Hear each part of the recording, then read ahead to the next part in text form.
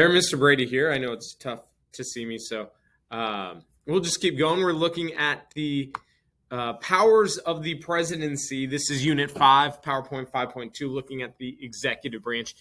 In particular, we will be discussing Fed 70 as well as why the president's powers have grown in recent times. Do note that, remember, when our Constitution was founded, there was debate as to a president. Under the Articles, there was no executive branch. This was fearful that he would resemble a monarchy. And we determined that we needed somebody to guide us, especially during chaos, times of war, challenges, that we needed a strong executive to help guide us.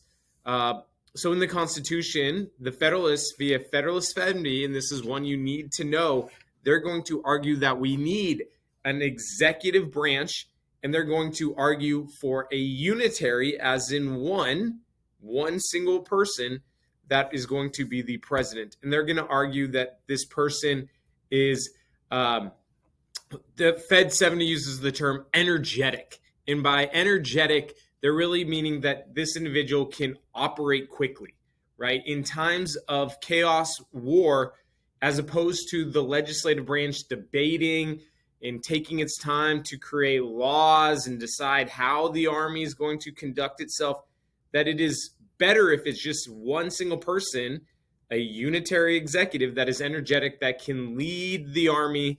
That's why they have the power of the sword to conduct actions, to operate swiftly. So I remember Fed 70, a unitary, single, energetic president is the remedy. Fed 70 is going to argue for this. So here's my definition. Hamilton argues that giving one person, unitary, the executive power is actually safer than giving it to a group of people. We know that the framers were very concerned about the concentration of power. So what logical argument? Here's a video if you want more information. As mentioned, we have seen the growth in terms of the powers given to the executive. This really developed since the 1930s. Another term for this is known as the imperial presidency, but we're going to talk about specifically ways that our president has grown in power. One is this idea that our government is just bigger. We are more complex. We're dealing with a whole bunch of more different stuff than we were previously. And if the president is the head of the government and our government is getting bigger, then by default, the president's power has increased. Hold on, I got a phone call, sorry. Mr. Wallet. In particular, right, as the government has grown, its roles have increased, right, since FDR and the New Deal were the expansion of the federal government. In particular, bureaucracy are the organizations that are doing the day-to-day implementation of the laws that are passed. Well, the executive, the president, is the head of the bureaucracy. So the president's arms, they have a further reach in that they are conducting how the bureaucracy operates. And as the head of the bureaucracy, that has increased the powers of the presidency. In particular, we also see the powers of the president increase with regards to his ability to conduct and operate military actions. Now, we know that formally the Constitution gives the ability to declare war to the legislative branch. Well, think back. When is the last time that our legislative branch has formally declared war? Well, it was way back in World War II. But we've engaged in a whole hell of a lot of military operations since then. Vietnam, the war in Afghanistan, the longest war in American history. Now, those certainly seem like wars. Well, how come there are wars, but the Congress didn't declare war? Well, that's because the president one day just decided to invade a country or have the U.S. invade the country.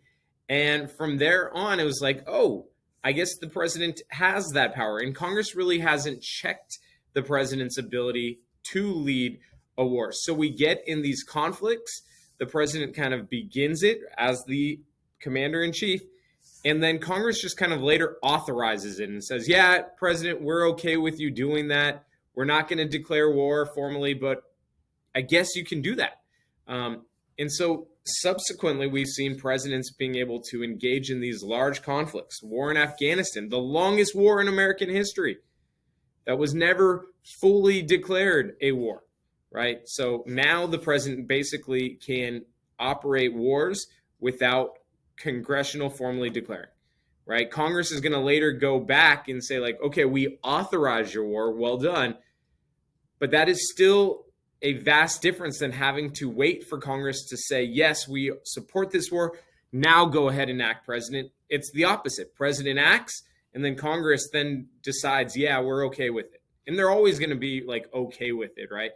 And then just the fact that the president pushes the button, the nuclear weapons have increased, right? Now, if the president is given the sole responsibility to press or not press that button, which has the power to blow the world up, that is an incredible expansion of power.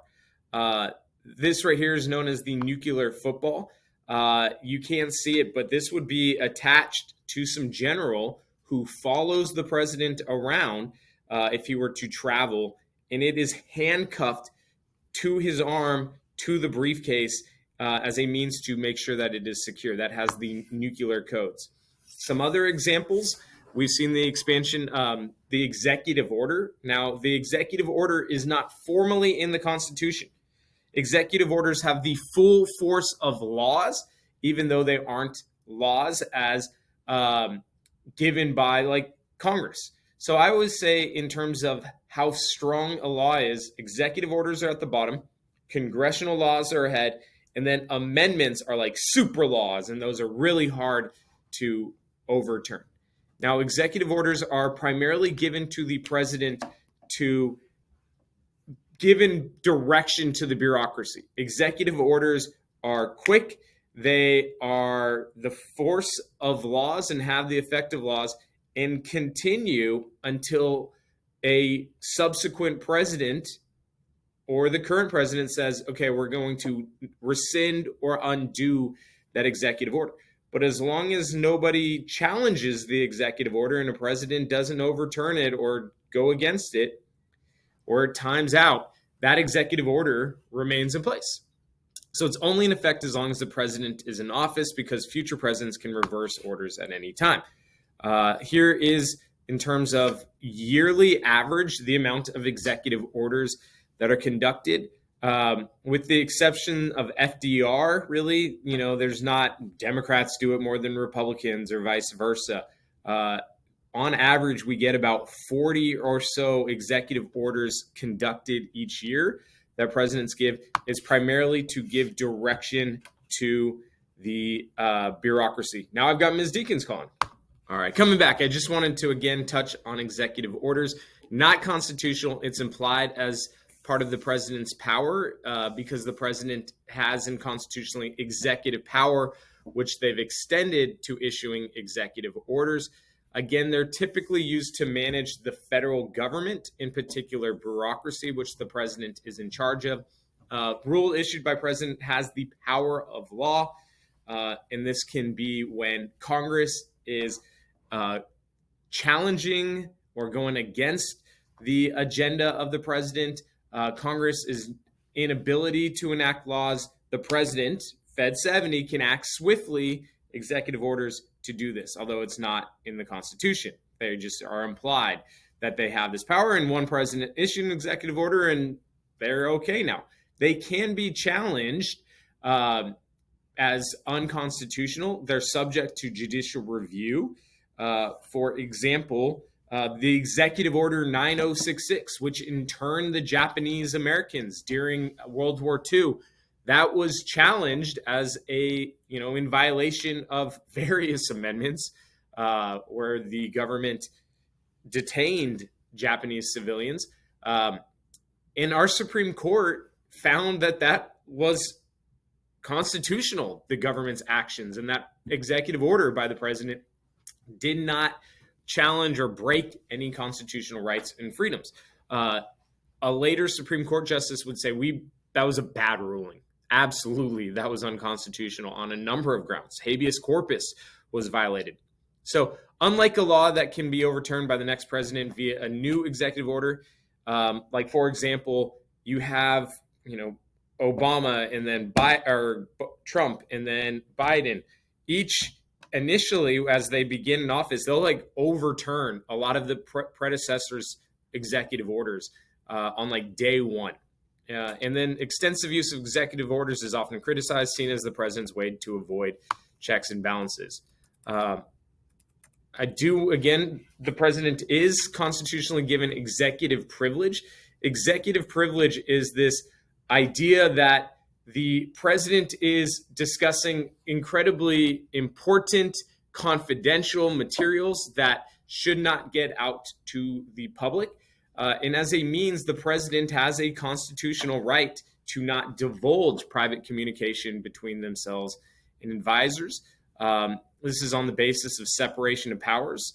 Means one branch does not have the right to inquire about the inner affairs of another. Executive privilege, the president is privileged by not having to share classified info.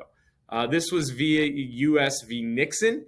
The president, Nixon, with the Watergate investigation and some of the taping when he was taping his office as a means to, this is Nixon, to later write a memoir about his time in office. So he just constantly had tapes that were recording his conversations.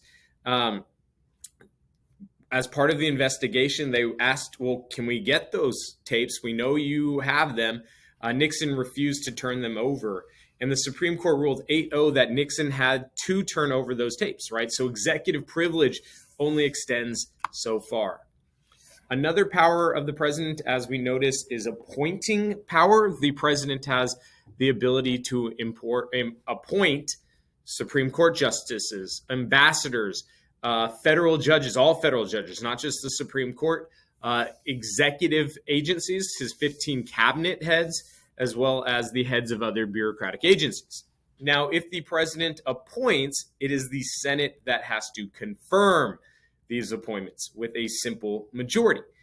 And with respect to the Senate approving presidential appointments, another check, it has pretty much been a slam dunk for at least the Supreme Court up until Robert Bork, this funny-looking, goat-looking dude, up until then.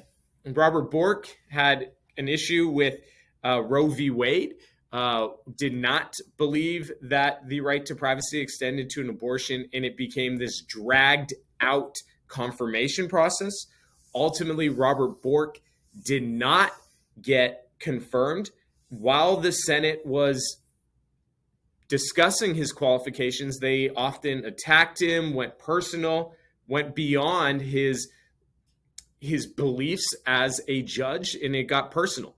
Now we have seen far more contentious debates with confirmations between the Senate and the Supreme Court nominees. No longer is it just a slam dunk that whoever the president appoints will get confirmed. And we've seen this with Merrick Garland, who was not confirmed. We saw this with Kavanaugh and the Amy Coney Barrett. But this began with this dude, Robert Bork. Now it's referred to as he got borked when the Senate grills and goes after personal issues with regards to the nominee. There has been such a thing of senatorial courtesy where the president, prior to appointing somebody, will check in with the senator of that state, that the appointee's home state. And if that senator from that home state doesn't like the individual, the president will back off and not appoint them. So let's say Biden is considering appointing somebody from a judge from New York. Biden will check in with the senator, Chuck Schumer from New York. And if Chuck Schumer says nope, Biden will look elsewhere. So that is, again, just kind of an informal check. But the ability to appoint is a check on the Supreme Court. The ability of the Senate to confirm is a check on the president as well as the Supreme Court. As I mentioned today with respect to Roe v. Wade, it is such a contentious issue. This is known as this litmus test to determine the ideology of judges with respect to a single issue, Roe v. Wade. And if the judges I support 99% of what this judge believes. But if they have a different opinion on Roe v. Wade than I do as a senator, I will not support that judge. That is the litmus test. Either you are with me on Roe v. Wade, or I don't like you as a judge and I won't nominate you. Some other formal powers, as we mentioned, they veto legislation. They deliver the State of the Union address time from time. Remember, formal powers are mentioned specifically in the Constitution. They command the military. They're the power of the sword.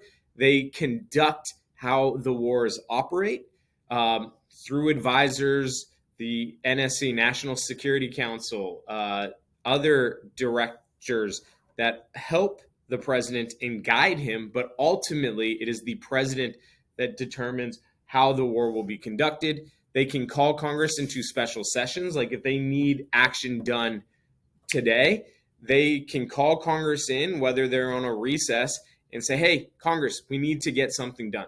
This has been done prior, and it's seen as like a very incredible power that Congress, we need you to operate, so come on back and figure it out, specifically with like the budget.